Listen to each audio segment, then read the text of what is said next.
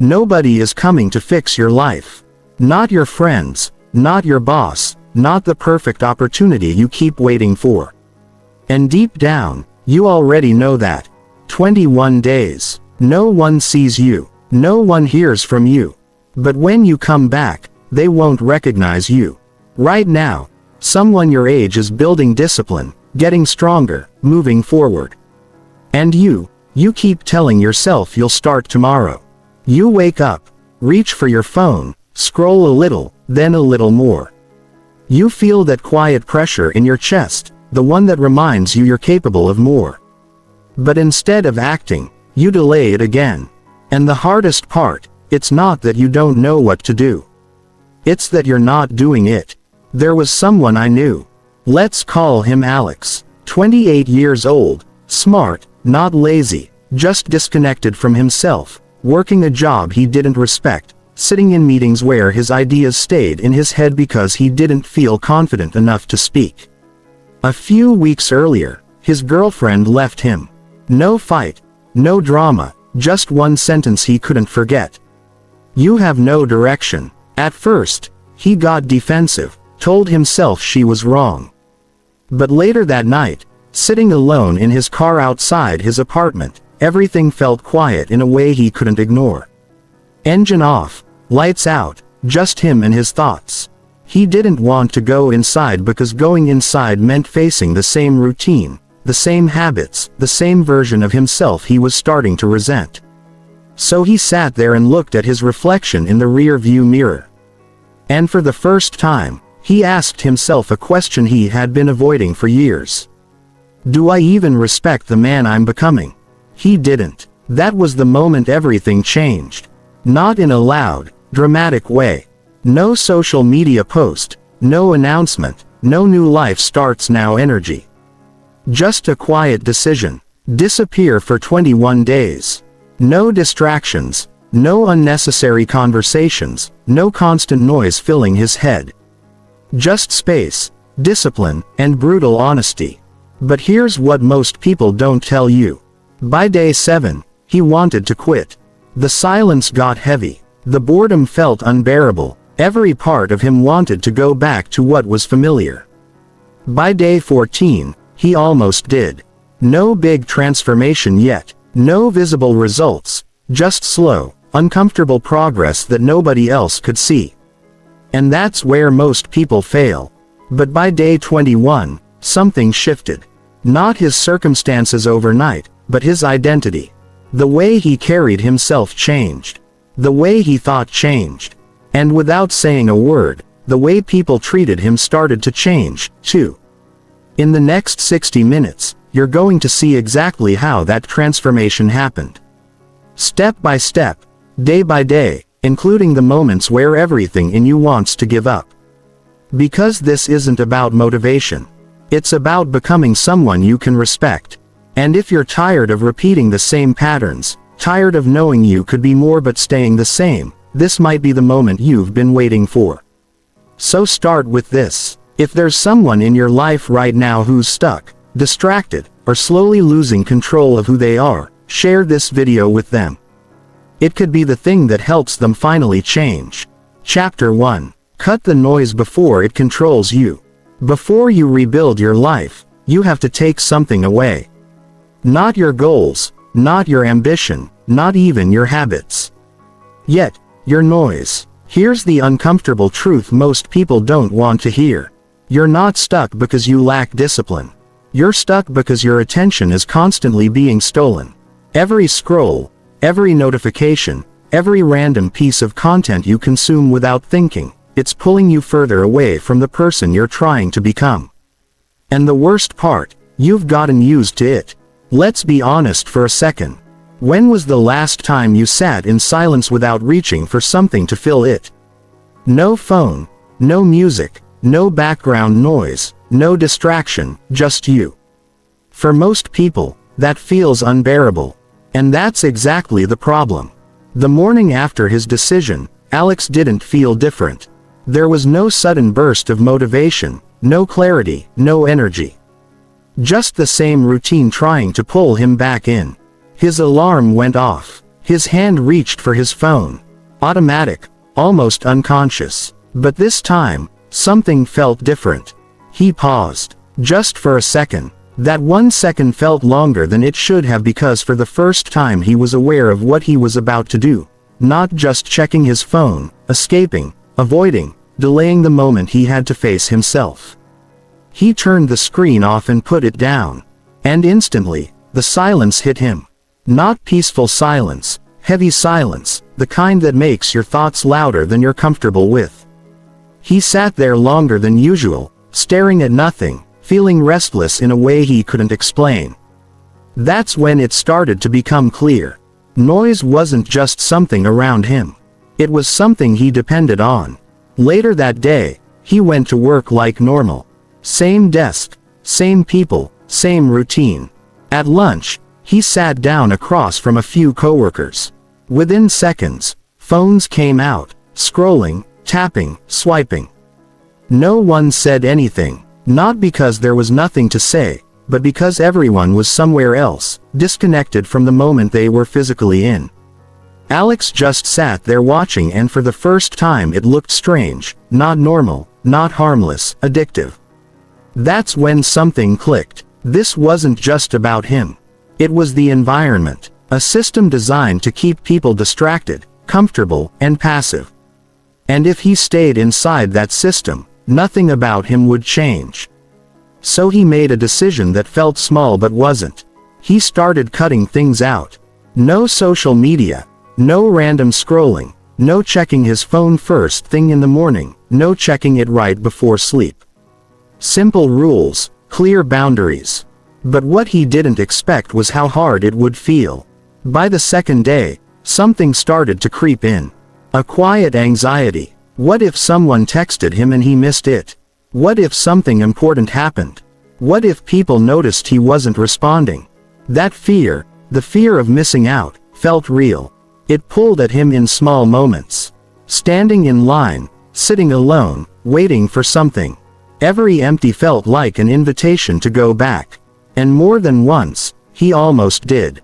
One moment stood out. He was sitting on his bed late at night, exhausted from the day.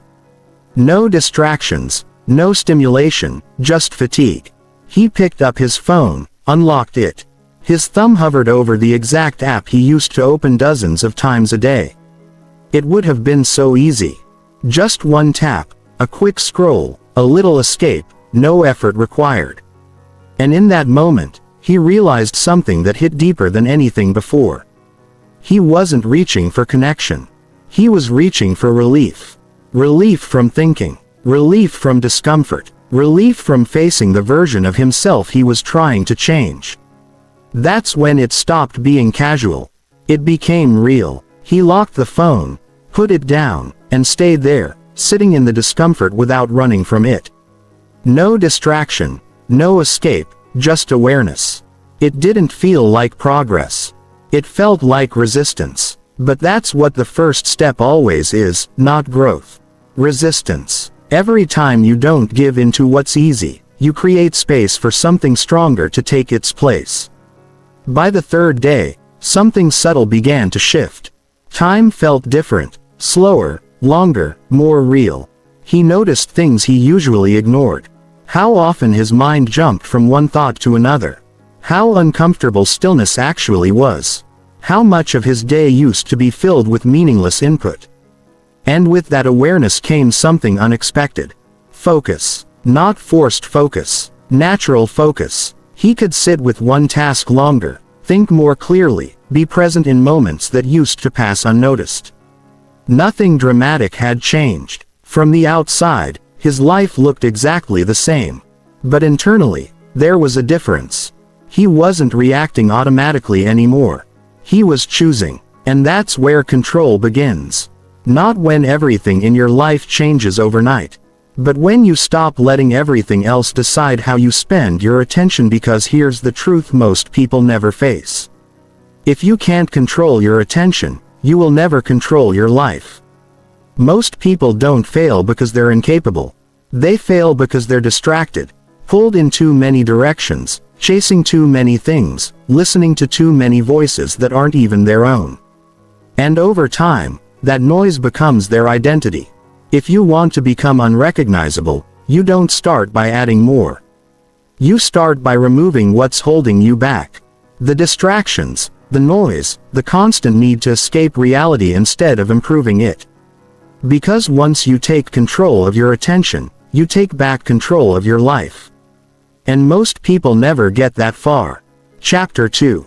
Day 7. When everything starts to break. Day 7 doesn't feel like progress. It feels like everything is falling apart. This is the part no one talks about. The part where the excitement is gone, but the results haven't arrived yet.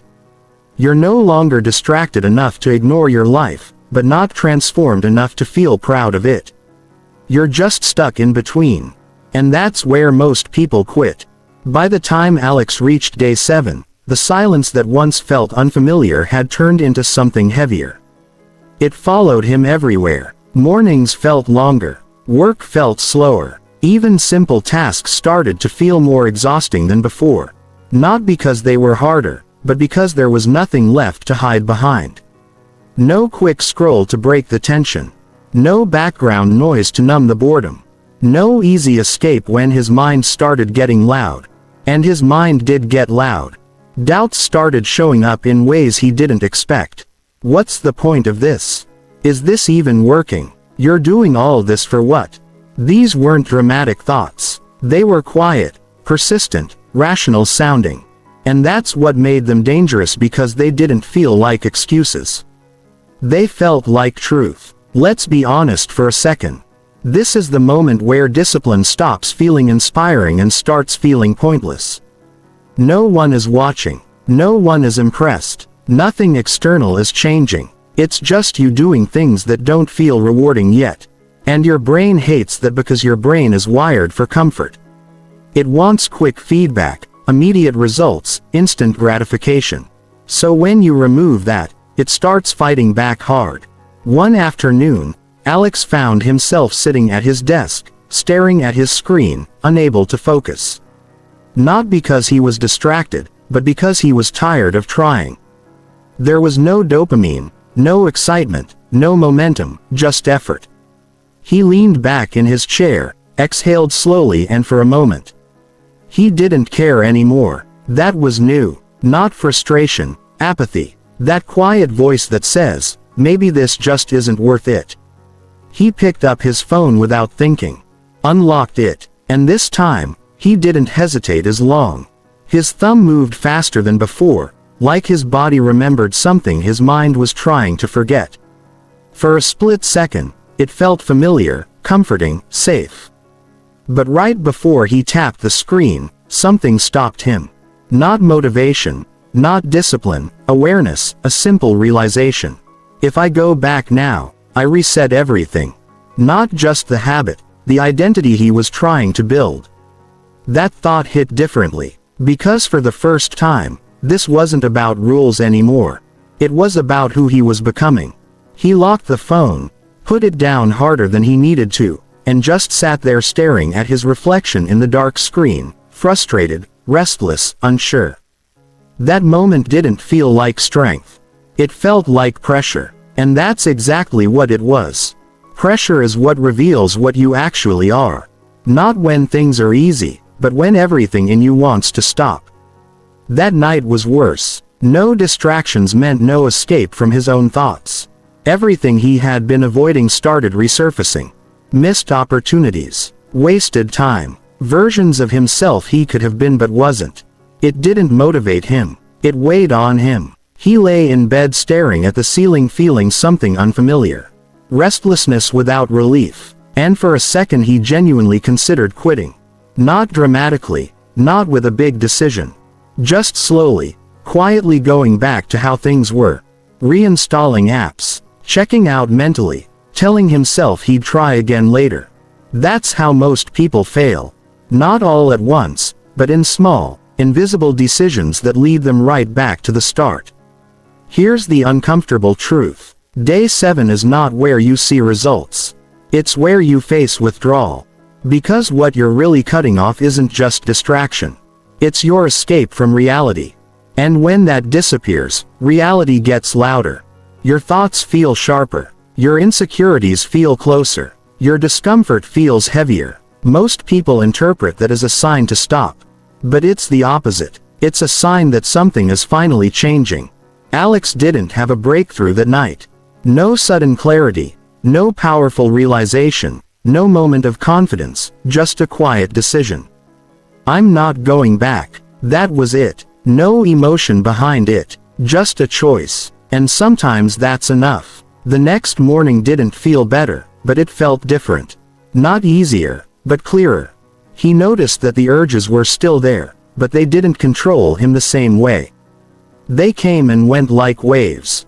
Strong for a moment, then gone. That's when he understood something most people never realize. You don't eliminate the urge. You outlast it. Every time you don't act on it, it loses power. Slowly, quietly, almost invisibly. But it happens. By the end of day 7, nothing about Alex's life looked impressive. No visible transformation, no dramatic results, no external validation. But internally, something had shifted. He proved to himself that he could feel uncomfortable and not run, that he could face boredom and not escape, that he could sit with his thoughts and not avoid them. That's not exciting, but it's rare because most people never make it past this point. They go back to what's easy, what's familiar, what feels good in the moment, and they stay the same. If you're here right now, mentally, emotionally, or even just imagining it, this is your test. Not of motivation, but of tolerance. How much discomfort can you handle without giving up? Because on the other side of this phase, something changes. Not your life overnight, but your control over it. And once you have that, you're not the same person anymore. Chapter 3. The truth you've been avoiding. By the time you reach this point, something feels different. Not easier, not better, just quieter. The noise is lower. The distractions aren't pulling as hard. The urges are still there, but they don't control you the same way. And in that silence, something uncomfortable starts to rise. Clarity. Not the kind you post about. Not the kind that feels empowering. The kind that forces you to look at your life without filters. This is where most people turn back. Because distraction wasn't the real problem. It was protection. Protection from seeing things as they really are. Let's be honest. It's easy to say you want more out of life. It's easy to imagine a better version of yourself. What's hard is admitting where you actually are right now. No excuses, no comparisons, no stories to make it feel better.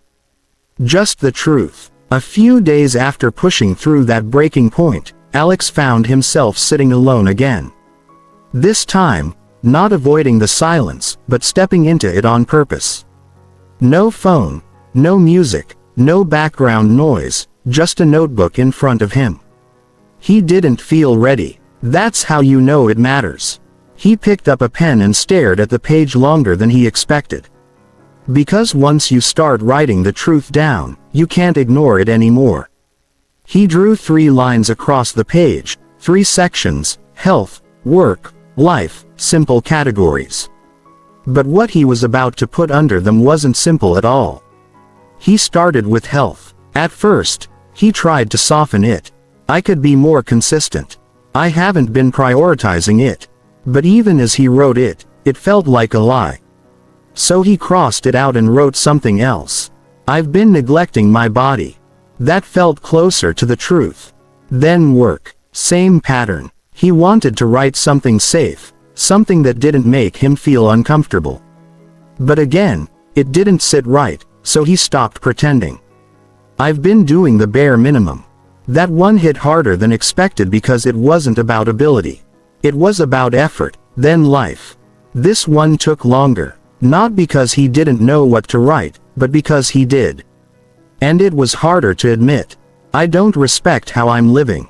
He sat there for a while after writing that. Not reacting, not overthinking, just letting it be there. Clear, honest, unfiltered. That's the moment most people avoid. Not because they don't know the truth, but because they don't want to feel it. Here's the uncomfortable reality. You already know where you're falling short. You just keep yourself distracted enough not to think about it. Because once you see it clearly, you have two choices. Change it or accept it. And accepting it means accepting the life that comes with it. That's what makes this step so powerful.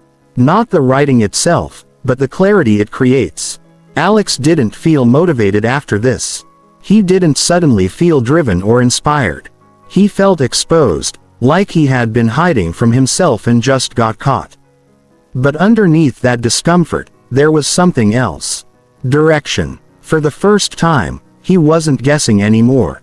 He wasn't trying random habits or chasing vague goals. He knew exactly where he was lacking. And that changes everything because vague problems create vague effort. Clear problems create focused action, but clarity comes with a cost. Responsibility. You can't blame your environment anymore. You can't blame your past. You can't blame other people because now you see your role in it fully. That's not easy to accept. In fact, most people reject it. They go back to distractions, back to comfort, back to avoiding the truth. Because it's easier to stay the same than to admit you've been the reason you're stuck. Alex didn't go back, but that doesn't mean it felt good. Later that day, he caught himself doing something he had done for years. He started comparing, looking at other people's progress, their results, their lives. And for a moment, the old thoughts came back. You're behind. You should have started earlier. You're not where you're supposed to be. This time he didn't try to fight those thoughts. He just looked at them differently because now he had context. He knew why he was behind. Not bad luck, not lack of talent, lack of consistency. That realization removed something dangerous. Excuses. And without excuses, all that's left is action. That's when the shift happens. Not when you feel ready, but when you stop lying to yourself. The truth doesn't motivate you. It directs you. It tells you exactly what needs to change. Even if you don't feel like changing it. By the end of that day, Alex didn't have a plan to fix everything. He didn't need one. He had something more valuable. Awareness. And awareness changes how you move. You stop wasting time on things that don't matter. You stop pretending things are fine when they're not. You stop waiting for the right time to act because now you see what happens if you don't. This is the point where your identity starts to shift. Not because you've achieved something, but because you've stopped avoiding reality. And that's rare. Most people never get here. They stay in cycles. Distract, avoid, repeat. But once you see clearly, you can't unsee it. And that's where real change begins. Not with motivation, not with inspiration, but with the truth. And once you face it, you either rise to meet it or you stay exactly where you are.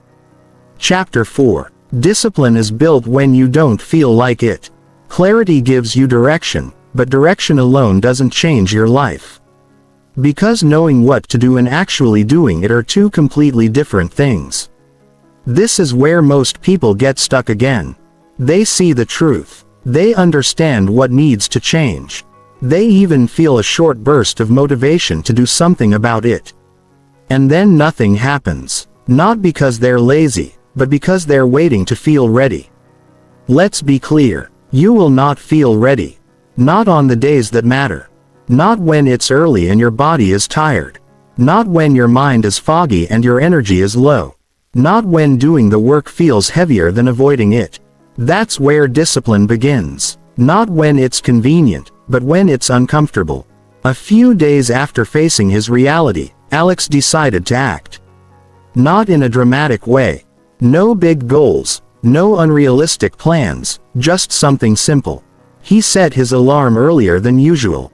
That was it. No perfect morning routine. No complex system. Just one decision. Wake up and don't negotiate. The first morning felt harder than he expected. The alarm went off and immediately his mind started negotiating. Just 5 more minutes. You didn't sleep well. You can start tomorrow. It sounded reasonable. That's what makes it dangerous. Because the voice that keeps you stuck doesn't sound weak. It sounds logical. Alex lay there for a few seconds, staring at the ceiling, not moving, just listening. He could feel the pull to stay in bed. Warm, comfortable, easy. And for a moment, it almost made sense to give in. But then something else showed up. A quiet thought. If you don't get up now, nothing changes. No emotion, no motivation, just truth. He sat up slowly, reluctantly, but he moved. That was the first win. It didn't feel powerful. It felt small, almost insignificant. But that's how discipline starts, not with big actions. With small decisions you don't negotiate with. The next day was the same and the day after that. Some mornings felt easier. Most didn't. But he stopped asking himself how he felt and started acting based on what he decided. That's the shift from emotion to identity. You don't wake up early because you feel like it. You wake up early because that's who you're becoming. That's what discipline really is. Not forcing yourself to suffer. Not pushing through with intensity, but becoming someone who follows through regardless of how they feel. And the more you do it, the less resistance you feel. Not because it gets easy, but because it becomes normal. A few days into this, something interesting happened. Alex had a long day at work, mentally drained, low energy, no motivation left. He got home and sat on the edge of his bed, staring at the floor. There was something he had planned to do. Simple task, nothing complicated. But in that moment, it felt heavier than it should have. His mind immediately started looking for a way out. You've done enough today. You can skip this one. It won't make a difference. That same voice again. Calm, rational, convincing. And this time it felt even harder to resist. Because now he had a reason. He was tired. That's when discipline is tested the most. Not when you're fresh, but when you're exhausted. He sat there longer than he wanted to, thinking, debating, justifying, and then he did something different. He stopped thinking and just stood up. No speech, no build-up, just action. That moment changed something because he realized something important. Thinking was the problem. The more he thought about doing something, the harder it became to actually do it. So he made a rule. When it's time to act, don't think, move. That one shift removed a lot of resistance. Not all of it, but enough to keep going. Over the next few days, he kept things simple. Wake up early. Do what needs to be done.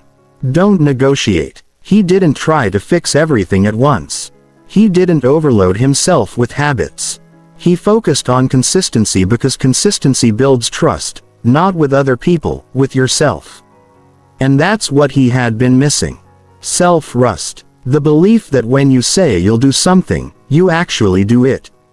Most people don't have that. They make promises to themselves and break them daily.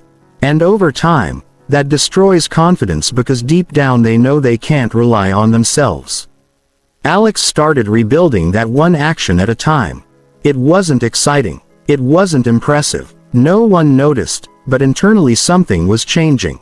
He started respecting his own word, and that changes how you see yourself because confidence isn't built by thinking positively. It's built by proving to yourself that you follow through. That's what discipline gives you, not just results. Identity. You stop seeing yourself as someone who tries and start seeing yourself as someone who does. That shift is everything because once you believe that about yourself, you move differently.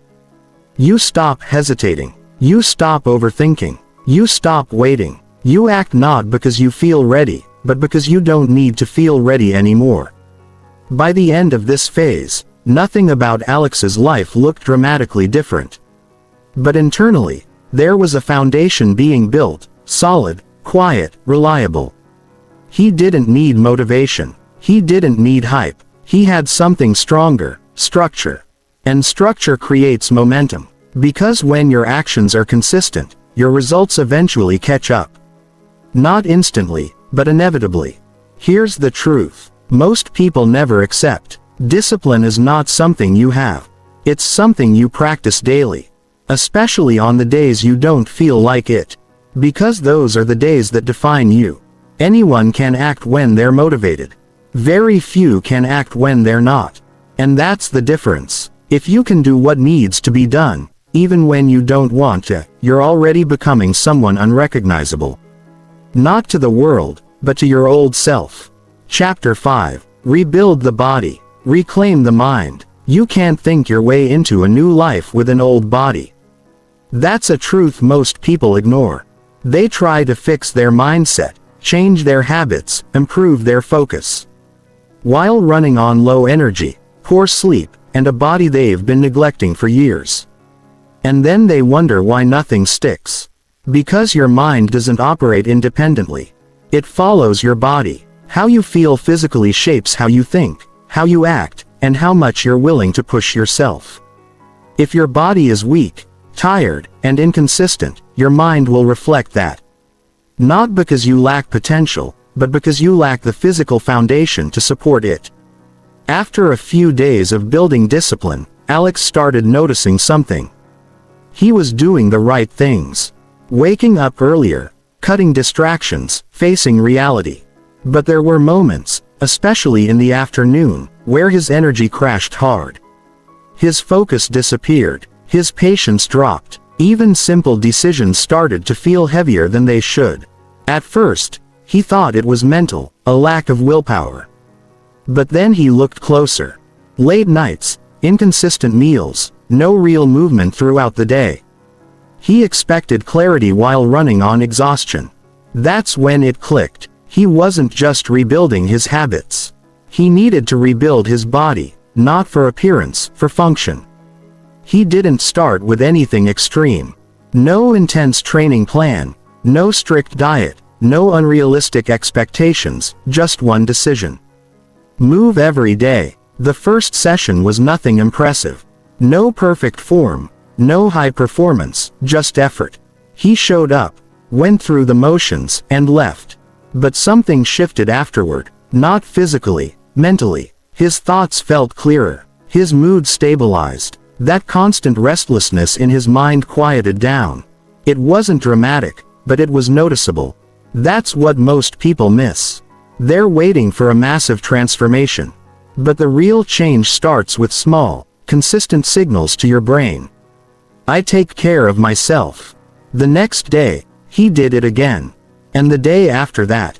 Some days he felt stronger, some days he felt off, but he stopped judging each session.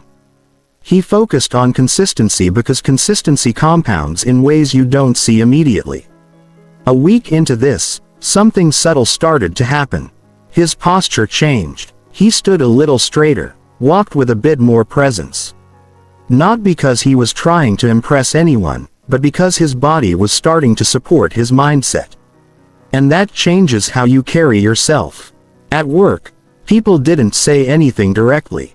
But interactions felt different. More eye contact, more attention, more respect in small, unspoken ways. That's the part no one talks about. You don't just feel different when you take care of your body. Other people respond to you differently without knowing why.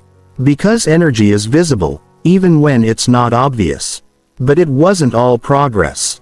One evening, after a long and exhausting day, Alex didn't want to move at all.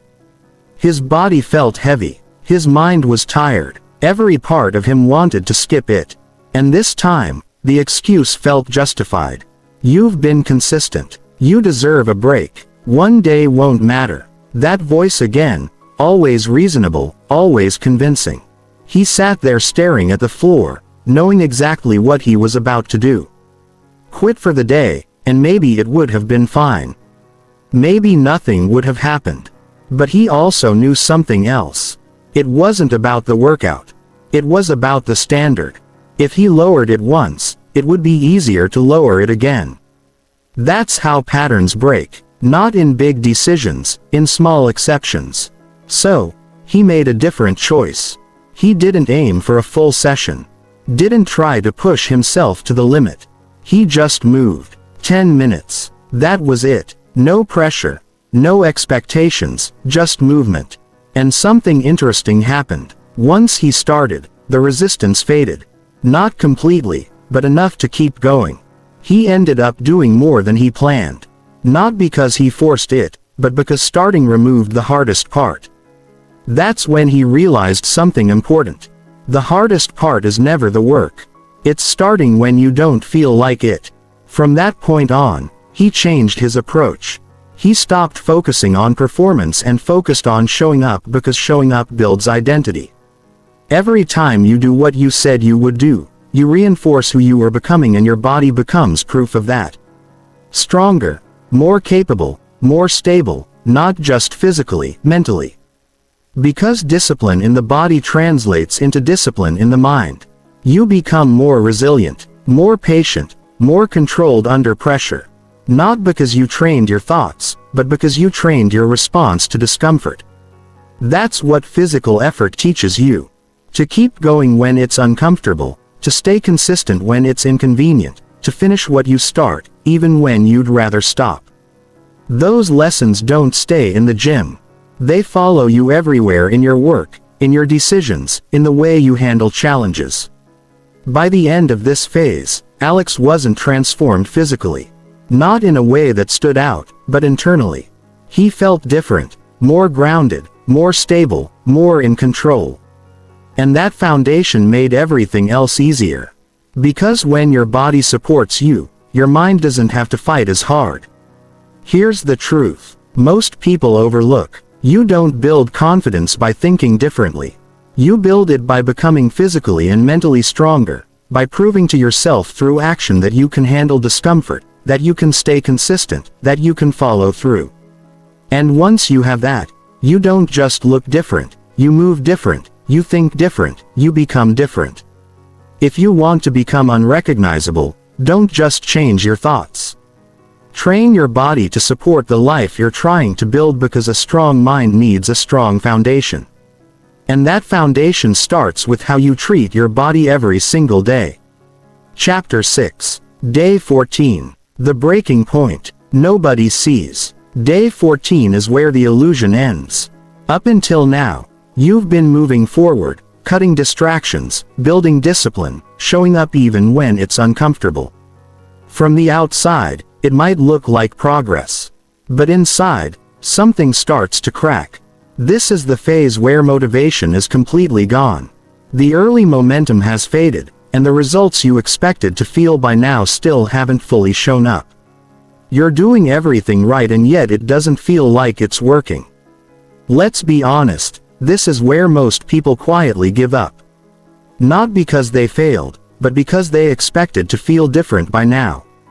By day 14, Alex wasn't struggling with distractions anymore. He wasn't tempted to scroll the same way. He wasn't negotiating with himself every morning. On the surface, it looked like he had control. But something else took its place. Doubt. A slower, heavier kind of resistance. The kind that doesn't push you to quit immediately, but makes you question why you started at all. It showed up in small ways at first. A lack of urgency, a drop in intensity, a quiet thought that said, maybe this isn't changing as much as you thought. He tried to ignore it, kept following his routine, kept doing the work, but something felt off. The effort was still there. The results weren't obvious, and that gap started to grow. One evening, after a long day, he sat alone again. Not distracted, not overwhelmed, just tired, not physically, mentally. He looked around his apartment. Same walls, same space, same life. And for a moment, it felt like nothing had changed. That's the dangerous part, because change doesn't always show up when you expect it to. And when you don't see it, your mind starts to create its own story. Maybe you're overdoing it. Maybe this isn't necessary. Maybe you were fine before. That last one hit differently because it almost sounded comforting. Going back didn't feel like failure. It felt like relief. No pressure. No constant effort. No need to keep proving something to yourself. Just ease. That's what makes day 14 so dangerous. It doesn't attack you with chaos. It offers you comfort, a softer version of quitting. And if you're not careful, you take it. Alex felt that pull stronger than before. Because this time it wasn't about distraction. It was about meaning. He wasn't asking, "Can I do this?" He was asking, is this even worth it?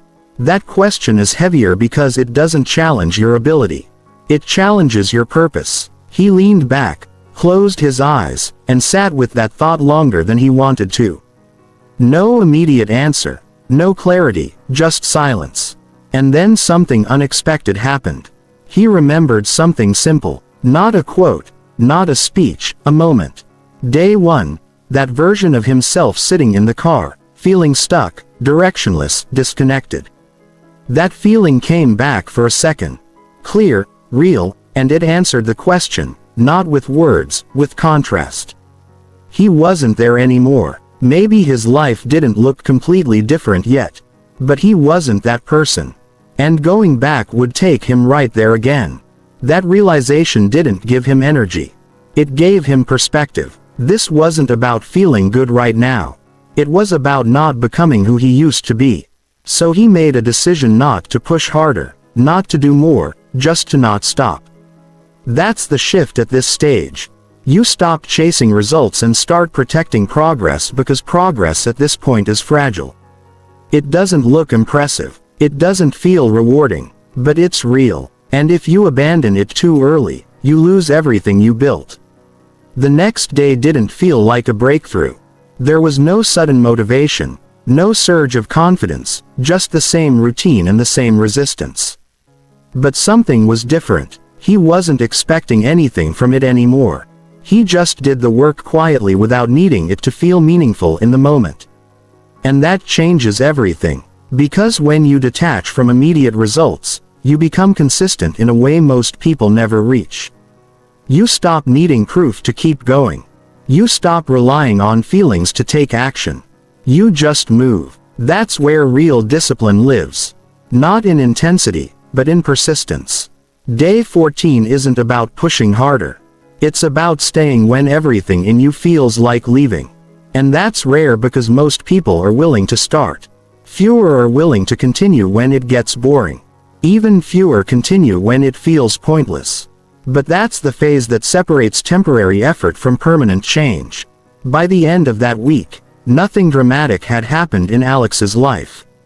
No major wins, no visible transformation, but something deeper had solidified. He trusted himself more, not because things were working perfectly, but because he didn't stop when it got hard. And that builds something stronger than motivation ever could. Self-respect, the kind that doesn't come from success, but from knowing you didn't quit on yourself. Here's the truth most people never realize. The version of you that you're trying to become is built in the moments where it feels like nothing is happening, where there's no reward, no recognition, no visible change. Just effort, quiet, consistent, often unnoticed effort. And if you can stay through that, you don't just improve your life, you transform your identity because you become someone who doesn't stop. And once you become that person, everything else becomes a matter of time. Chapter 7. Move in silence. Let them wonder. By this point, something has changed. Not loudly, not in a way that demands attention, but quietly, undeniably, you don't feel the same. You don't think the same. And without trying to prove anything, you start moving differently. This is where most people make a mistake. They start talking. They share their progress. They explain their new habits. They look for validation, subtle or direct, because a part of them wants to be seen, wants someone to notice, wants confirmation that what they're doing matters.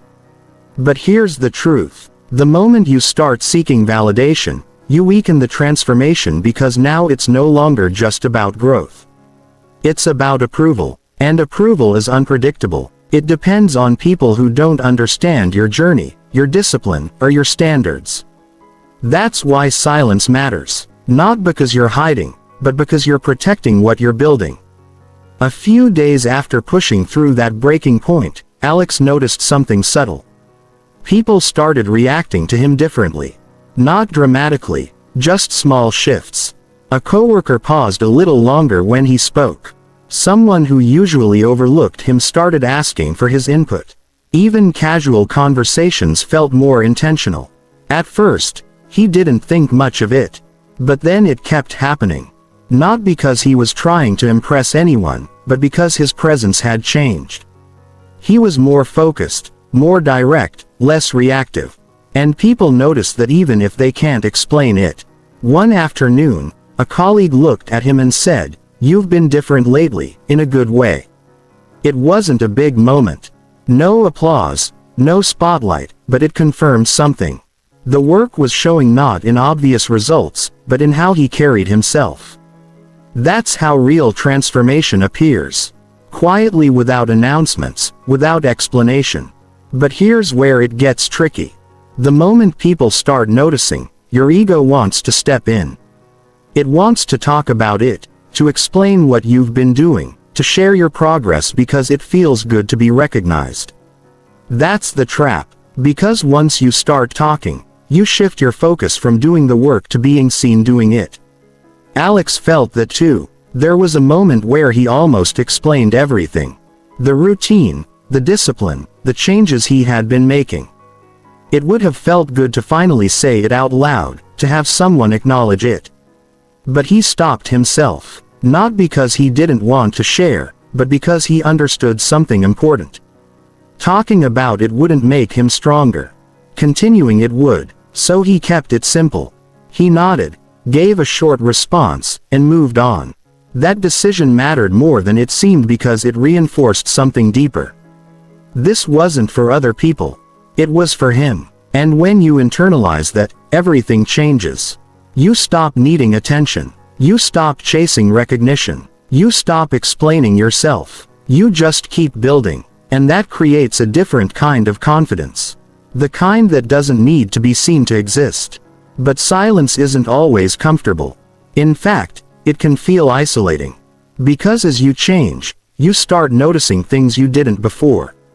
Conversations that feel empty. Habits that no longer make sense. Environments that don't align with who you're becoming. And suddenly you don't fit the same way you used to.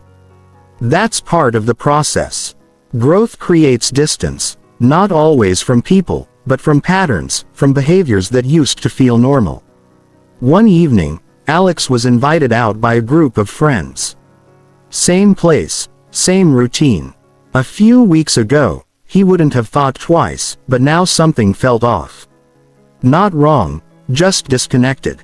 He went anyway, sat there, listened, observed. The conversations were the same. Complaints, distractions, surface-level talk, no direction, no intention. And for the first time, he didn't feel part of it, not better than it, just separate from it. That realization was quiet, but powerful because it showed him how much he had changed. Not in what he said, but in what he valued. He didn't need to announce it, didn't need to correct anyone, didn't need to prove anything. He just didn't engage the same way. That's what moving in silence looks like. You don't fight the old version of your life. You outgrow it gradually, naturally, without making it a performance. Over the next few days, Alex leaned into that. Less talking, more observing, more focus on his own path. And something unexpected happened. His mind became clearer because he wasn't constantly explaining himself. He wasn't defending his choices. He wasn't seeking approval. He was just acting. And that simplicity created strength because energy that used to go into talking now went into building. That's the advantage of silence. It protects your momentum. It keeps your focus sharp and it prevents outside opinions from interfering with your direction. Here's the truth most people overlook. Not everyone needs to understand your process and most won't because they're not living it. So if you wait for validation before you commit fully, you'll never go Allen. You'll always hold back, always second guess, always adjust based on how others respond. And that slows everything down. If you want to become unrecognizable, you have to get comfortable with one thing. Being misunderstood, not because you're doing something wrong, but because you're doing something uncommon. Most people talk about change. Very few actually go through it. And when they see someone who does, it challenges them. So they question it, doubt it, sometimes even resist it. That's normal, and it's not your job to convince them. It's your job to continue. Because results speak louder than explanations ever will. By the end of this phase, Alex wasn't trying to be different. He just was. Not louder, not more expressive, just more grounded, more focused, more in control. And people could feel it without him saying a word. That's the power of silent transformation. You don't announce it, you become it. And when you do, you don't need attention because your presence already says enough. Chapter 8. Day 21. The version they don't recognize. Day 21 doesn't arrive with a dramatic moment. No music, no sudden breakthrough, no version of you standing in front of the mirror completely transformed overnight. That's not how this works. What actually happens is quieter, more subtle, but far more powerful. Because by the time you reach this point, the biggest change isn't what you see on the outside. It's who you've become on the inside, and that changes everything. On the morning of day 21, Alex woke up the same way he had for the past few weeks. No hesitation, no internal negotiation, no second guessing. He got up, not because he felt motivated, but because that's what he does now. That's the difference. At the beginning, every action required effort. Now it required identity. He didn't need to convince himself anymore.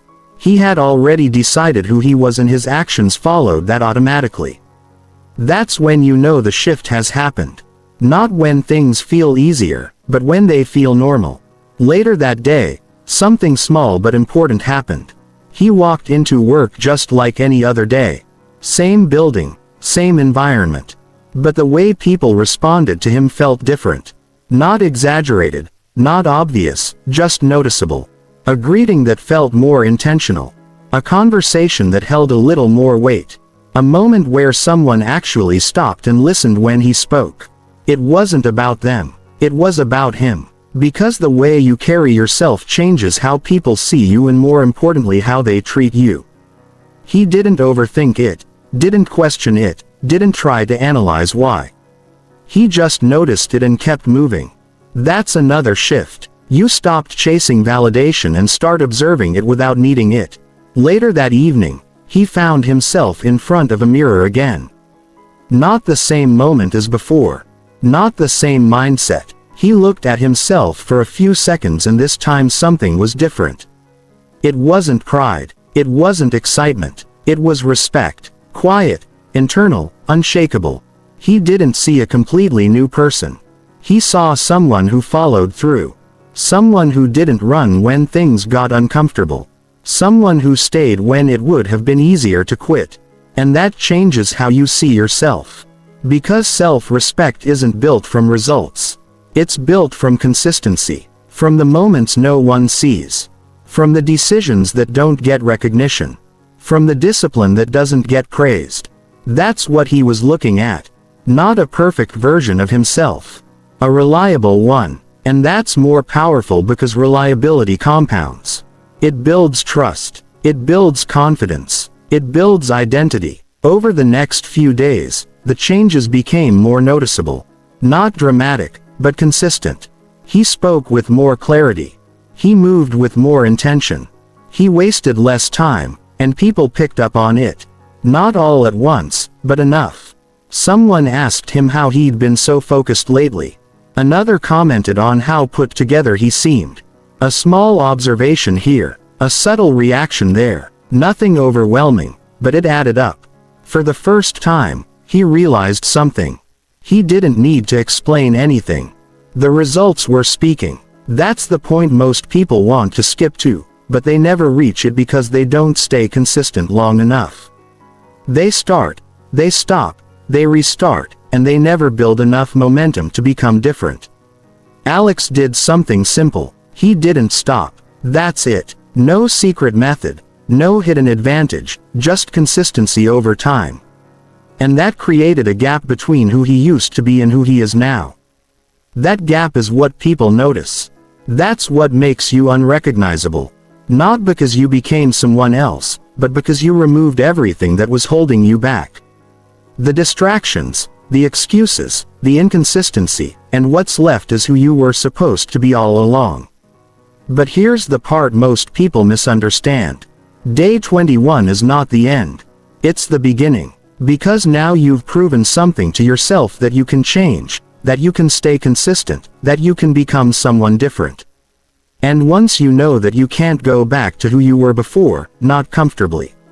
Even if you try, it won't feel the same, because awareness changes everything. You've seen what you're capable of, and that raises your standard. From this point forward, the goal isn't to celebrate. It's to continue. Because 21 days builds momentum, but 90 days builds identity. That's where the real transformation locks in. That's where it becomes permanent. So the question isn't, did you change in 21 days? The real question is, who are you going to be after this? Because now it's your choice.